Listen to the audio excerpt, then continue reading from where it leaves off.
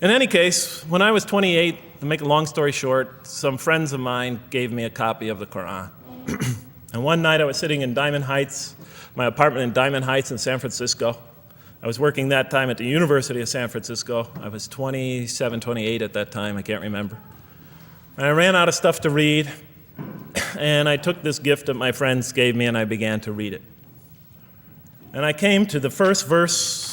Well, I opened the Quran, read the first page, then the second, and then very quickly, in the second surah, about 37 verses into the Quran, I came upon the story of mankind.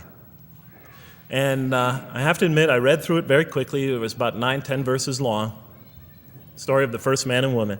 And I recognized some of the details. It was similar to what I had learned when I was a child, but I noticed that there was something wrong. It was apparent to me that whoever authored this Quran, of course I wasn't a Muslim at the time, so I didn't have any idea who that was, whoever authored this Quran clearly did not understand the real meaning of the story, because they had obviously gotten the details confused. They didn't even understand the whole purpose of the story. And so I just read through it once, and then I read through it again, just to try to see what kind of point the author was making, and then I read through it a third time and a fourth, and then I realized this is something strange going on here. I'm going to read this much more carefully. I'm going to need to go through this story line by line, verse by verse, because it's obvious that the author is trying to bring out another point. And I wasn't quite sure what it was, but definitely he packs a lot of meaning into almost every word. And I thought the writer at least seems to have a great measure of brilliance. And so I'll try to sort of take you through what my experience was as quickly as I can. So I came to the 30th verse of the second surah, Surah Al-Baqarah, and it began like this. It said, "Behold, your Lord said to the angels, I am going to place a vicegerent on earth." The Arabic word is khalifa. It means a representative or an emissary of mine. "I am going to place a vicegerent on earth." And they said, the angels said, "Will you place therein one who will spread corruption and shed blood, while we celebrate your praises and glorify your holiness?" And God said, he said, "Truly I know what you do not know." See, that's the verse that hooked me. That's the verse that caught my attention. That's the one that kept on making me read the story again and again and again. Because listen to the way it begins. "Behold, your Lord said to the angels, I am going to place a representative of mine on earth, a vicegerent of mine, an emissary, one who acts on my behalf." I thought, that's not the way it goes. You're not supposed to be placing man on the earth in some positive role, some elective office. You place man on earth as a punishment for his sin. Clearly, I knew the author didn't quite get the point. But still, it was an amazing line. But then I come to the next line, and it says, "And the angels say, will you place therein one who will spread corruption and shed blood, while we celebrate your praises and glorify you?" I looked at it again. I couldn't believe the question. They said, "Will you place therein one who will spread corruption and shed blood, while we, the angels, celebrate your praises and glorify you?" I looked at that and I said, exactly. That would be my question. Why would you create this being, supposedly for some positive role, when he's capable of doing tremendous wrongdoing? When he could spread corruption and shed much blood? Why would you create this violent and pernicious creature when you could create angels? As the angels clearly say, well, we, the angels, celebrate your praises and glorify you. They were asking one of the most fundamental questions in the entire history of religion. Why create you, man, this utterly fallible creature, this creature who could rebel against God's will, who could do such tremendous wrongdoing, who could wreak havoc like no other creature on earth, when you can make them angels? And look where the question is being asked. It's being asked in heaven. It's almost like saying, look, why don't you just make them angels and be up here in heaven with us, Why don't you just make them angels, pop them into heaven, he's fine. Why would you put him on earth where he could feel distant from you, where he can work out his worst criminal tendencies, act them out, feeling somehow independent and apart from you and free to do whatever he wants? when you could just make them angels and put them in heaven and make them perfectly submissive to your will? I looked at that question and said, that's my question. I'm not even a single verse into the story of mankind, and there before me I see my question. That whole question, everything that I ever thought, everything that I ever experienced, everything that I ever knew was in that question. It was as if the author took my life and wanted to pick out exactly the right question to humiliate me, to provoke me, to anger me. Why create man, this most destructive and violent creature, when you could make him angels? And then look at the answer. And he said, God said, truly I know what you do not know. You know, in modern parlance, we would say, I know exactly what I'm doing. I read that and said, what? You know what you do not know? You know exactly what you're doing? Well, please inform me. Tell me what you're doing. Because, you know, I'm 28 years old and I haven't figured out it yet. And I have a lot of issues that I'm still dealing with that's connected to this question. You can't just get off that easy. You can't just tell me you know exactly what you're doing. Not after what I've been through. Not after you made me this way. And then I realized, of course, I was arguing with a God I didn't even believe in. And that would happen several times as I read through the Quran. And sometimes I would just get into so agitated by what I read, I'd start arguing with this voice that I'm reading before me, that's calling to me. So we turn to the next verse. Well, it turns out that the Quran just doesn't dismiss the question. It starts to answer it a little bit. And in the next verse it says, and he taught Adam, God taught Adam, the names of all things. And then he placed them before the angels and said, tell me their names if you are right. So this verse is clearly referring to the previous one.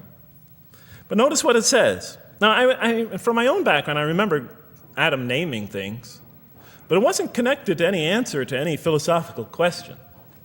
But here, notice what it says. And he taught Adam the names of all things. And I realized already, just from the first verse, you got to read these verses very carefully because it's packed with a lot of symbolism and meaning.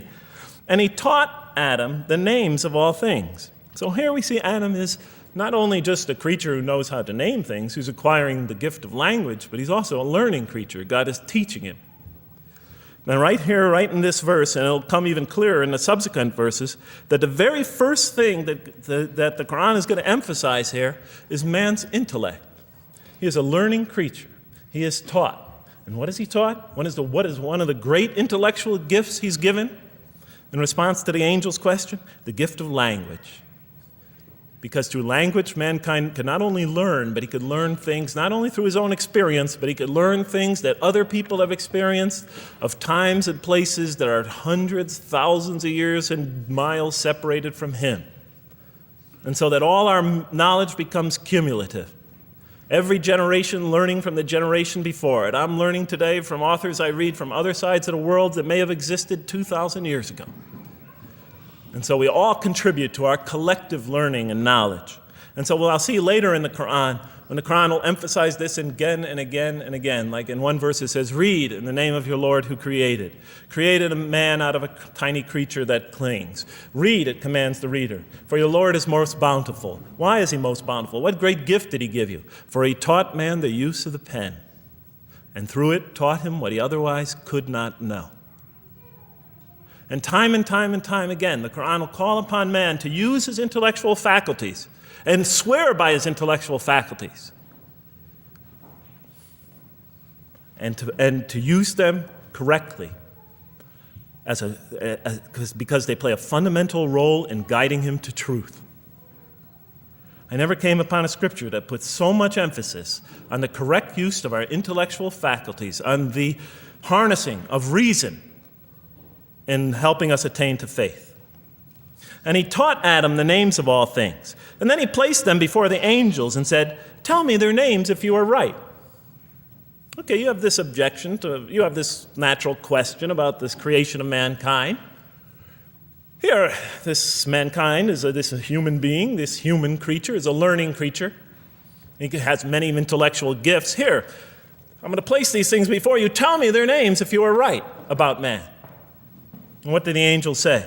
In the next verse they say, "Glory to you. We have no knowledge except what you have taught us. In truth, it is you who are knowing, the wise." They say this task, this intellectual test that's put before them is beyond their grasp. Notice what they emphasize. We have no knowledge. This would take knowledge. This would take an intellect that they don't possess. In truth, it is you who are knowing, the wise. You got it. It's easy for you. You have the knowing, the wise. You have knowledge. You have wisdom. But this would take knowledge and wisdom that is beyond us. And so in the next verse we read, and he said, "O Adam, tell them their names." And when he had told them their names, notice how it's just like it's nothing for him. For mankind, he has this phenomenal ability. And when he had told them their names, as if it's just a triviality for man, he names them. "O Adam, tell them their names." And when he had told them their names, God said, "Did I not tell you that I know what is unseen in the heavens and the earth? And I know what you reveal and conceal?" And he's clearly going back to the angel's question. Yes, you have these natural concerns about the creation of mankind. Yes, he could do these evil things. But look at this tremendous intellect he has. This is something you have overlooked that you haven't considered. And that's clearly the point of these verses. Even though I felt that the author didn't quite, it was as if I realized that he didn't misunderstand the story. He was taking one of the great stories in the history of humankind, one of the fundamental greatest stories in the history of mankind, and molding it and using it as a vehicle for an entirely original message. And God said, "Did I not tell you that I know what is unseen in the heavens and the earth? And I know what you reveal and what you conceal?" In other words, didn't I tell you I know exactly what I'm doing? And then in the next, and didn't I not tell you that I know what you reveal and conceal? I looked at that. What did they reveal and what did they conceal? What did their question reveal and conceal? I thought about it for a minute. Oh, it's obvious. What did their question reveal? You just go back and look at the question. It revealed the sinful and sinister propensities of man. I mean, it's obvious, right? Why are you all looking at me like that? You're starting to scare me. You're all looking very serious. Am I losing you? Wow. Okay. So, they revealed the sinister and evil propensities of man. But what did their question conceal? And all you have to do is think about it for a minute. Human beings, yes, they could do evil. Yes, they could do wrong. Yes, they could create misery. But they could also do exactly the opposite. They could choose to do evil. They could choose to do tremendous good. They could choose to do tremendous violence. They could choose to show tremendous compassion. They could choose to live by falsehood. They could choose to live by the greatest truths. They could be terribly ugly. They could be terribly beautiful. And up until that point in my life, I, like the angels, that only saw one side of the coin. For the first time when I read that verse, believe it or not, it was an eye-opener for me. I had always been obsessed with the evil potentials of human beings. When I read that verse, I realized that, and I had a great example right in front of me with my own mom, I realized that I had been blinded by only one side of human nature. So we go on to the next verse. "And behold, we said to the angels, 'Bow down to Adam,' and they bowed down. But not so Iblis." Iblis is like the father of Satan, satanic beings, forces, creatures, existences. "He refused and was arrogant. He was of those who reject faith." An interesting statement. "And behold, we said to the angels, 'Bow down to Adam,' and they bowed down." Bowing down could symbolize two things. Bowing down could symbolize the superiority or potential superiority of one being over another, and so they bowed down to them. Bowing down could also mean that they serve that creature in some respect. Of course, the Quran says that all beings serve God, all created beings serve God. But this verse seems to be indicating, and the rest of the Quran will make it clear, that these angelic beings, these angelic entities, will serve the development of mankind. We'll even see later that the satanic beings serve the development of mankind. Both forces, angelic and satanic, will serve the development of mankind. Because one will present man with a choice to do the most altruistic things. The other will simultaneously try to influence man in the opposite direction. And so human beings will be moral creatures and will have to make moral decisions. And it's in those moral decisions that they will grow spiritually and morally as human beings. And they'll take that into the next life. And the angelic and the satanic forces will be catalysts for those moral choices that they make. They will heighten the human being's awareness of the rightfulness and the wrongfulness of the choice he's about to make. And the self, the soul, the nafs, as they say in Arabic, will have to make the ultimate choice between good and evil. And that choice, that test will come again and again and again as human beings either grow or decline. And those tests will come again and again and again to try to help him towards his spiritual evolution, to bring him back, but that choice is ultimately ours. But I'm getting ahead of myself. And so we said to the angels, bow down to Adam, and they bowed down. But not so Iblis. Iblis is Satan, this rebellious force, this evil prompter, the one who whispers into the human heart. He comes into being. And with the introduction of Satan, we have the introduction of evil, that evil influences on human beings. And notice why Iblis does not bow down. He refuses because he was arrogant. You know, we often hear what's the root of all evil? In the West, it's always money, greed, etc. Here the Quran says seems to be saying that the root of all evil is not always material wants. It's not always money, it's not always greed. At the heart of evil is arrogance, putting yourself above all others, of assigning to yourself special priority and neglecting the rights of others, of pride and arrogance and envy, the source of evil. He was of those who reject faith.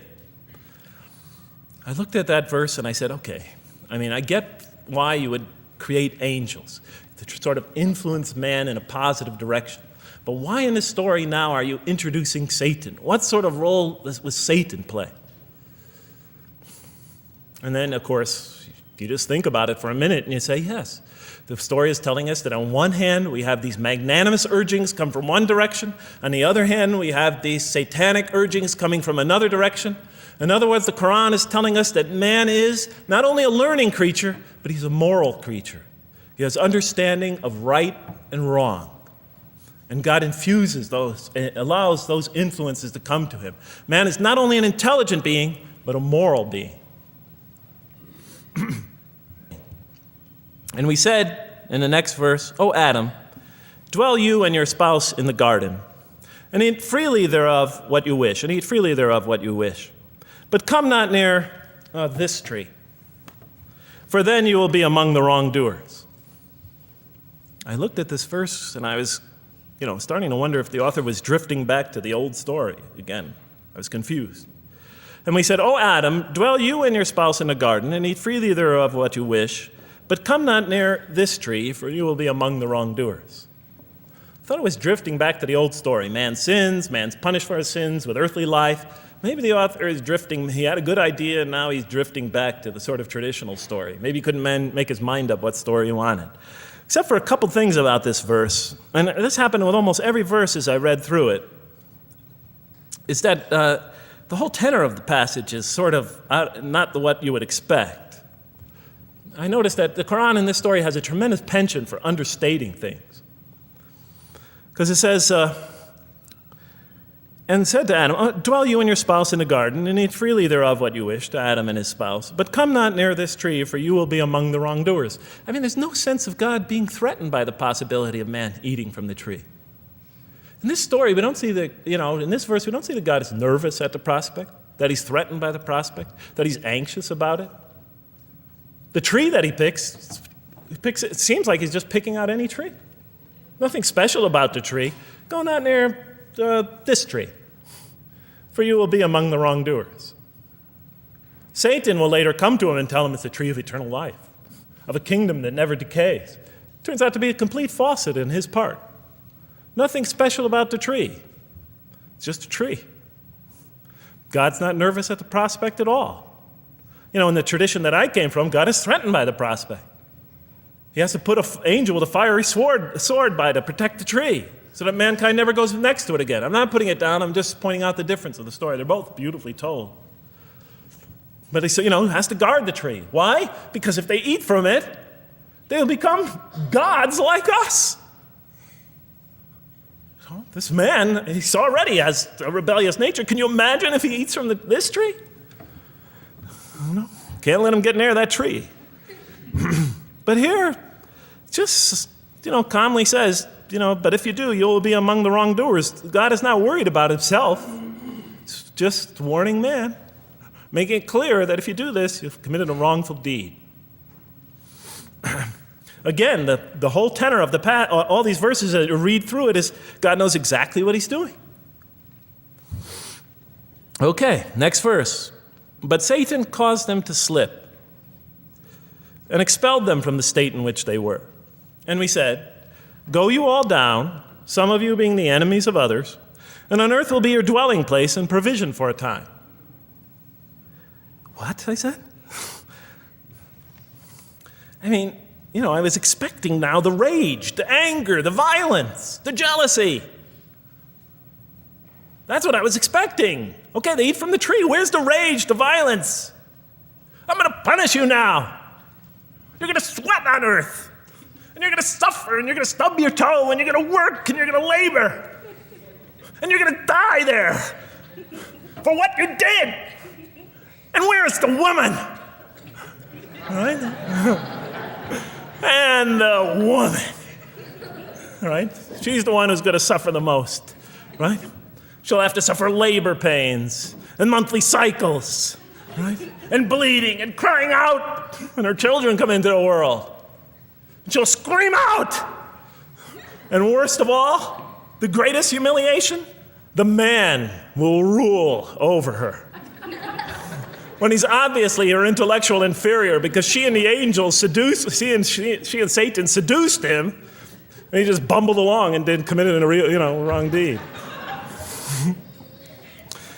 Well, I don't mean to make light of it. But the story is obviously different, though. No threat here.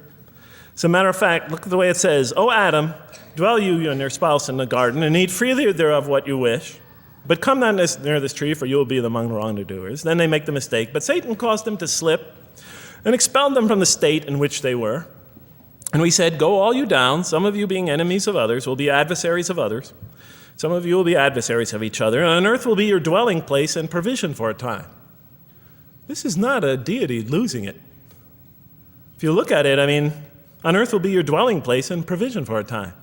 That's not the words of a God that has lost, that is really extremely upset. On earth will be your dwelling place and provision for a time.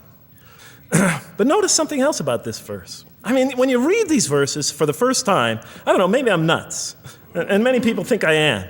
But when you read these verses for the first time, this is just so much that catches your attention. But Satan caused them to slip. I remember, I couldn't get that verse those words out of my head. Satan caused them to slip. To slip? The greatest sin in the history of the human race, and it's called a slip? In my culture, slip means, you just momentarily, for a fraction of a second, you lose your focus. It's not a big deal. My Uncle Bob used to always say to me, Jeff, I'm sorry I'm 5 minutes late, I slipped up. The understanding is it's no big deal. It's just a slip. That's what we say when we make a minor mistake. I slipped up. Don't worry about it. Never happen again. A slip, I said? Momentary loss of focus? The greatest sin in the history of humanity? Why we're all here? Why we're all suffering? Why we experience death? A slip? I didn't believe it. I went to my Arabian friends at that time. I didn't know any Arabic.